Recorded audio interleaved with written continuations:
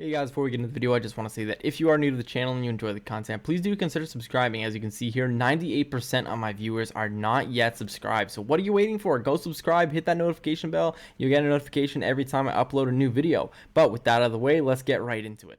What is going on, everybody? Welcome back to another video. I hope you guys are all having a fantastic day and I hope this video makes it a little bit better. My name is CallMeFi, and today I'm going to be showing you guys an in-depth guide on how to get the social distancing dark ops challenge. Now guys, before I get into the video, I just want to say that the social distancing dark ops is one of the hardest challenges that you can do in this game, and because of that, it will take multiple attempts. However, after watching this video, I really hope that you guys can take what I say, implement it into your strategies, and make it just so much easier. Now, with that being said, let's get right into it.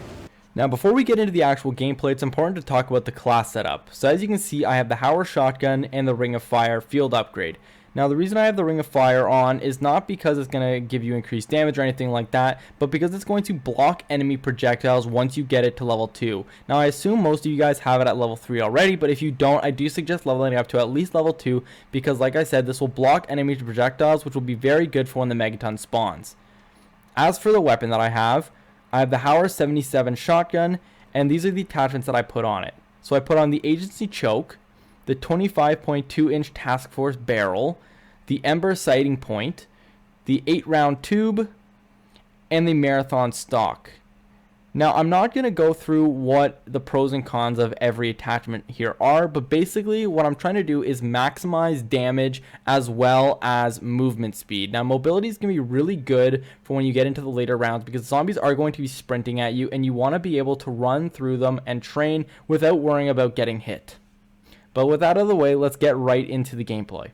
Now, in the interest of making this video easy to follow, I'm going to be splitting it up into 5 easy parts. Okay, so the first part is going to be rounds 1 to 7, second part is going to be rounds 8 to 10, third part is going to be 11 to 15, and the fourth part is going to be 16 to 18, and then the fifth and final part will be the free dog round, which is going to be round 19. Now, firstly, of course, is rounds 1 to 7. Now, the reason I've divvied it up this way is because up until about round 7 or 8, the zombies are going to be relatively slow. They should be a guaranteed one-shot, and they're not going to be spawning too many at a time. However, if you really are unsure about just how you're able to control the map, what you can do is once round 6 starts, you can start running around and trying to train. However, there's not going to be that many zombies spawning, and there shouldn't be any stragglers, so they should be really easy to kill and take care of really quickly. However, I do still have a couple of pointers. First of all, make sure all zombies jump over the barriers before killing them. What this does is it allows them to drop salvage, which is going to be very important for later rounds. Second of all, always keep your eyes on the mini-map. What this does is it prevents zombies from being able to hit you, because it's going to be telling you where all the zombies are at all times. And third and finally is just stay alert. This is pretty simple. Just try to know where all the zombies are, where their spawns are, and just make sure that you don't get hit.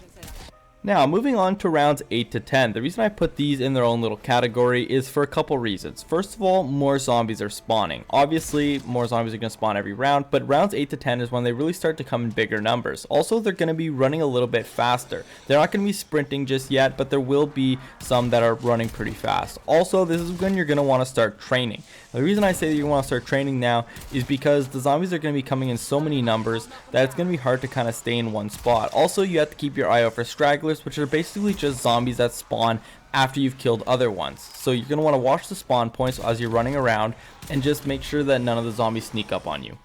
Now, like the last few rounds, I do have a couple pointers for you guys. First of all, sliding. Sliding is a perfect getaway for when you see too many zombies coming at you and you need to avoid them quickly. You can just slide, and it makes it far less likely for you to get hit. This is also really good for when you're going around corners, when there's like a wall in the way, you can't see the zombies coming. You just slide, and what happens is you won't get hit. Now, this is pretty amazing for me, honestly. I was able to avoid most zombie swipes by sliding, so it's definitely something that I recommend. Secondly, follow my path. I've laid out this specific path for you guys. This was the best one that worked for me.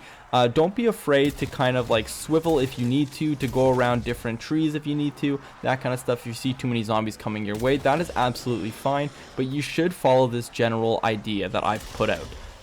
And third of all is kill zombies in your path. Now, as much as I'd like to say that you shouldn't be killing any zombies until you've built up a train, sometimes that's just not feasible. And what happens is you'll be running and a zombie will jump out of its spawn in front of you, and if you need to shoot that zombie, go for it. Especially on these low rounds when there's not that many stragglers, it's not a big deal if you need to shoot 1 or 2 zombies right off the bat. So if you do feel the need to shoot a zombie because you don't think you'll be able to get around them, absolutely go for it. Now, moving on to rounds 11 to 15, this is when things kind of start to get a little bit more difficult. There's going to be a lot more stragglers. The zombies are going to have varied speeds. Some will be running fast, some slow.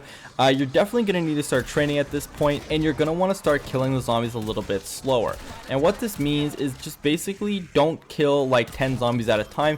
Kill 1 or 2 here or there, and then wait for the more zombies to spawn, and then kill another 2, and then wait for those to spawn, and then kill another 2, and so on like that.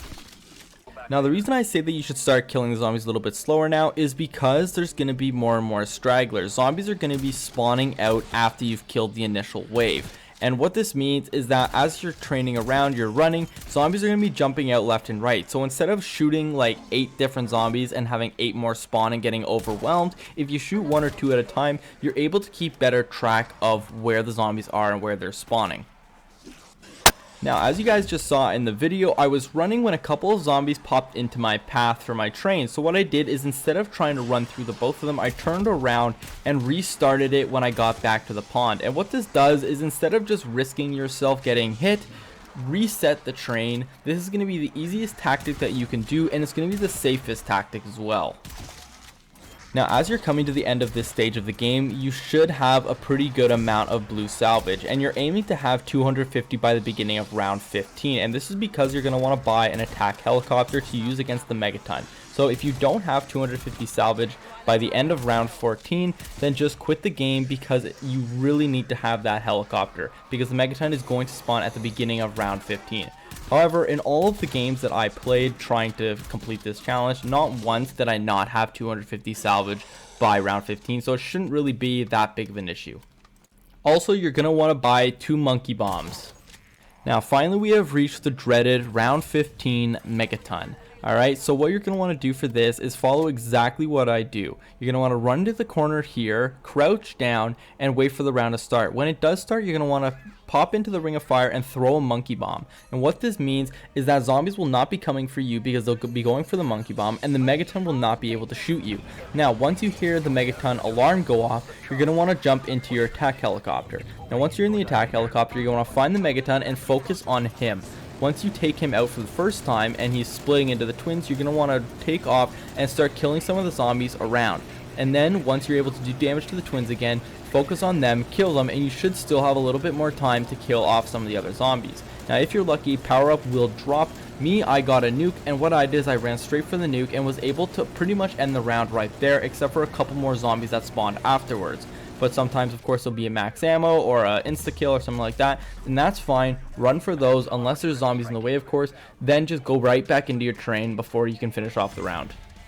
Congratulations, you've finally beaten the Megaton round, and you are on to the 4th and second last leg of the game, round 16 to 18. However, these are also the most difficult rounds you're going to face, and that is for a couple reasons. First of all, the zombies are going to be running very, very fast. There's going to be tons of them spawning, and there's going to be an unreal amount of stragglers.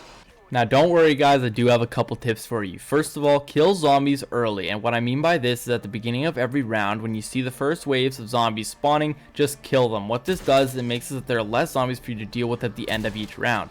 And I know what I said at the beginning where you should wait for them to climb over the barrier, but at this point in the game, you won't be needing salvage anymore, and anything you do need will be dropped by the huge waves of zombies anyways. Second of all, stay calm. It's the end of the game, you're getting nervous, and maybe you just want to rush and kill as many zombies as fast as possible. That's how you make mistakes though and get hit. So just stay calm, kill zombies 1 or 2 at a time, and just take your time. Thirdly, focus on your train. Keep on the route I've set up for you and slide when passing corners. Kill the zombies in your way because those are the ones you're going to have to worry about. Be aware though that sometimes it may take 2 shots to kill a zombie, so still try and swerve them.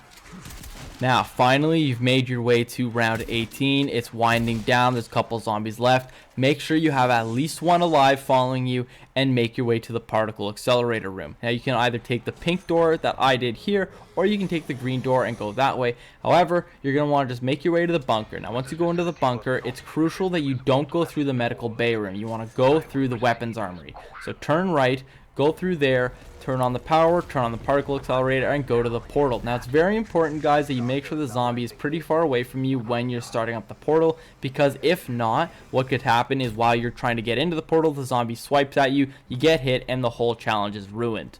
Then once you get into the portal, you want to run to go get the Pack-a-Punch piece, come back, start the Pack-a-Punch, teleport back in, and Pack-a-Punch your weapon. Now, if you have 50,000 points, I recommend Pack-a-Punching to the max. If not, Pack-a-Punch level 2 would work as well.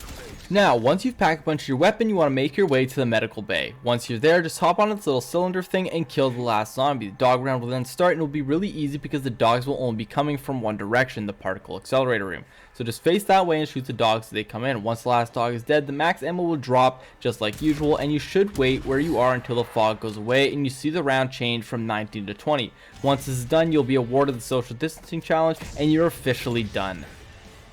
So congratulations, guys, you finally completed the social distancing challenge. I hope this video helped you out a lot. It took me a while to make this video. If you are interested in seeing how I did the challenge, you can actually go to my channel and see my full gameplay from doing this challenge. It's the exact same way. Everything that I put in this video is all the stuff that I did, so it might help you out. So if you're having trouble, go check that out. You can see how I did.